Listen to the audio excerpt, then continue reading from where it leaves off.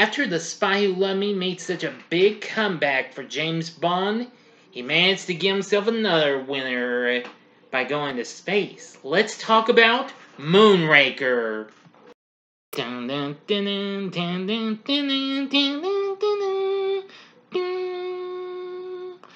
Big D's Entertainment Rankings and Reviews presents the summer of 007.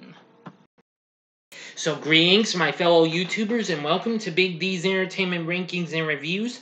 My name is Dual, better known to as the Big D, and so I'm going to be bringing to you another review of James Bond. If you've not seen my reviews for the first 10 movies and the ranking of Sean Connery's flicks, click on that card coming up, there we go. So you can catch what you might have missed, or see them again if you'd like, before we go into this here review. Give you just a few more seconds. Okie dokie. Now, today's movie I'm going to talk about is Moonraker, released by United Artists and produced by Eon Productions in 1979. The fourth to star Roger Moore as James Bond. It's the third and final film in this series to be directed by Louis Gilbert. In this film, Bond investigates the theft of a space shuttle, leading him to Hugo Drax, the owner of the shuttle's manufacturing firm.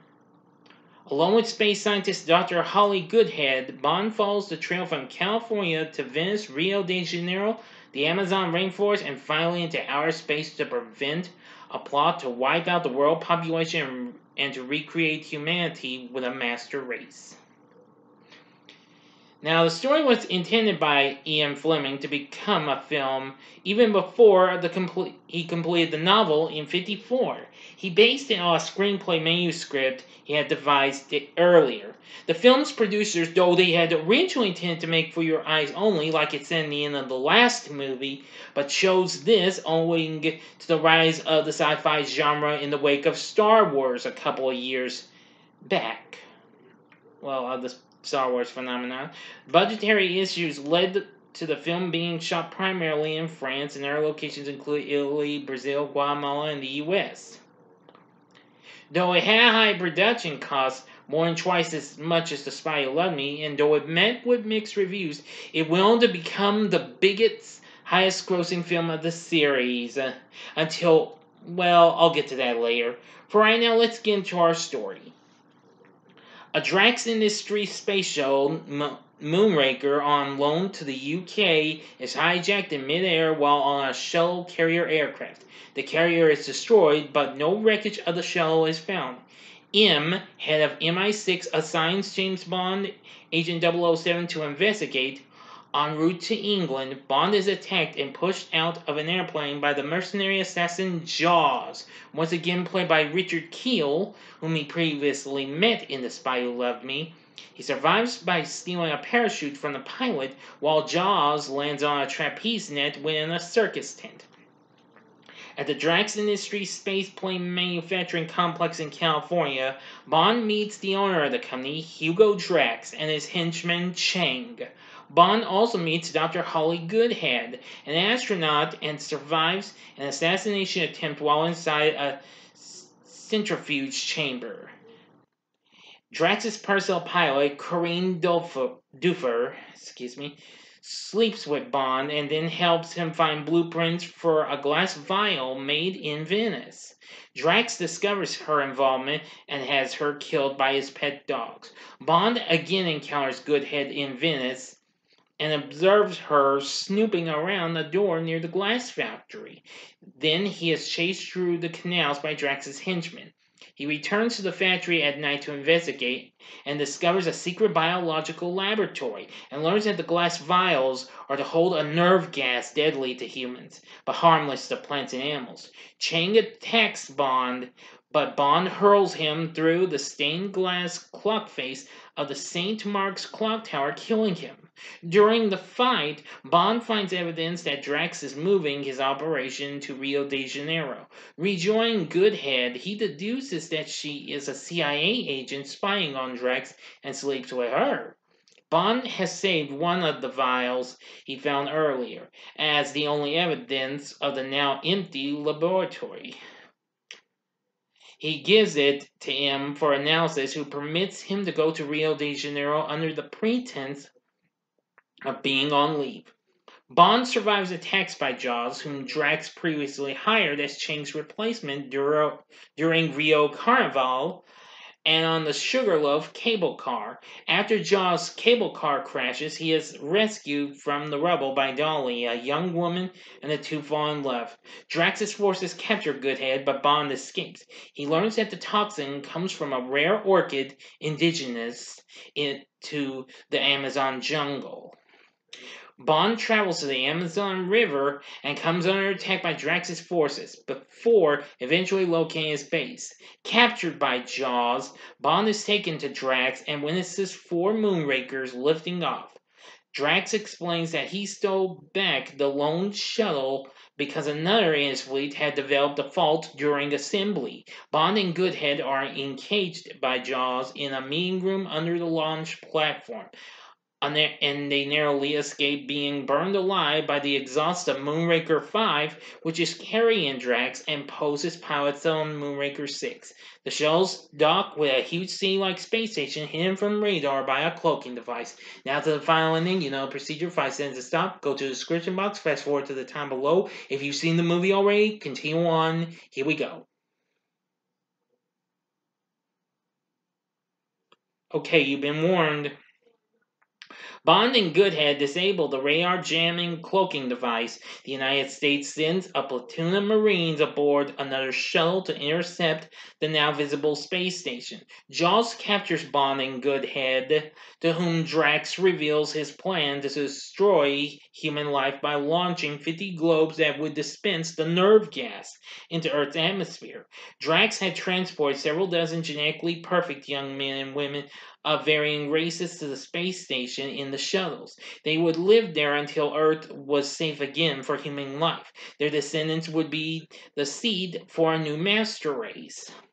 Bond persuades Jaws to switch his allegiance by getting Drax to admit that anyone not measuring up to his physical standards, including him and Dolly, would be exterminated. Jaws attacks Drax's guards, and a laser battle ensues between Drax's forces and Bond, Jaws, and the Marines, attacking on MMUs. Drax's forces are defeated as the station is destroyed.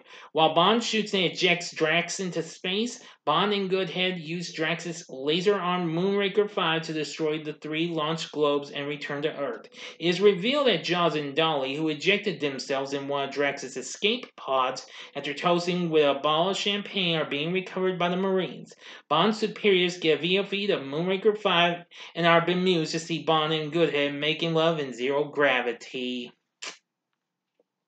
Yeah, how about that, my friends? Yeah, love in space. End of story.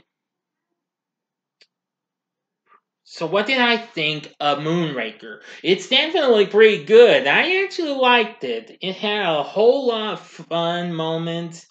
I think the action was pretty good. I liked how the last bit of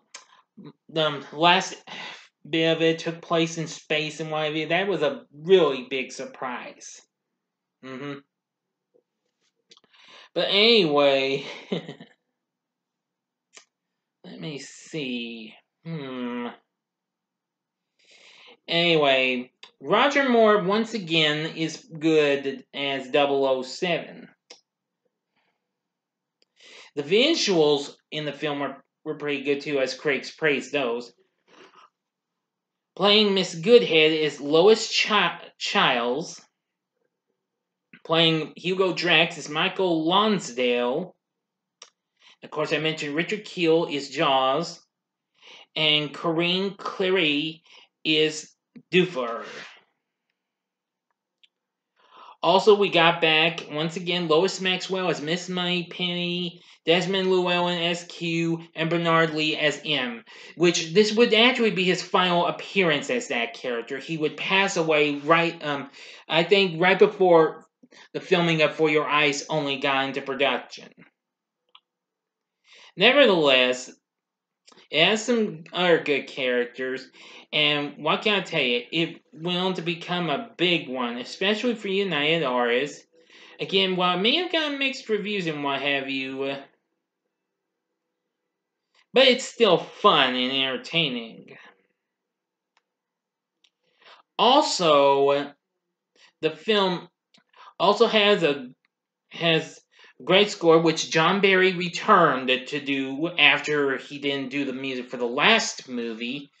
Also, we have Shirley Bassey, who recently did the themes to Goldfinger and Diamonds Are Forever, to do this song. The theme song to this, Moonraker. Anyway, Moonraker did so well, it went on to make $210 million worldwide, becoming the most successful film in the franchise until GoldenEye surpassed it 16 years later. So, even with good visuals, a pretty good cast, and even though it might have had some funny moments and all that jazz, would I recommend Moonraker? I would say yes. This is something you should check out if you want to keep going with James Bond. But if you don't feel like you want to enjoy Bond with a humor and what have you, I'd say give it a one-time watch. But this is still a high recommendation. But you don't have to take my word for it. But Moonraker is still pretty fun in ways. So anyway, oh yeah, and Louis Gilbert's direction was good too. So anyway, what are your thoughts on Moonraker? Please tell me in the comment section below. If you like this video, click the like button, subscribe to my channel, and be a part of the Big D Nation. And the summer of 007 will continue on Sunday when I review For Your Eyes Only. And join me next time when I bring to a review of a film I should have reviewed a week ago and saw its sequel but failed to. It'll be The Boss Baby. Yes, I will go ahead and review it before I go see the sequel, which just came out, and I failed to go see it when it came out. So enough about that. But enough said. Anyway, thanks for watching, and if you like this video, you might want to check out these other videos I've done. In the upper left-hand corner is my review of the first Star Wars movie that came out before Moonraker did, which of course was Episode 4, A New Hope. Or go to the upper right-hand corner and see a film that parodies Moonraker in some parts, that being Austin Powers, The Spy Who Shagged Me from 1999. And the bottom left-hand corner is my recent review of The Goonies from 1985 in memory of director Richard Donner, whom we sadly lost this past month. Well, past week, too. In the bottom right-hand corner is the button you can click to subscribe. If you like rankings and reviews on movies, TV, music, video games, etc., then I'm your guy. Thanks for watching. Until next time, I'm the Big D saying, see ya.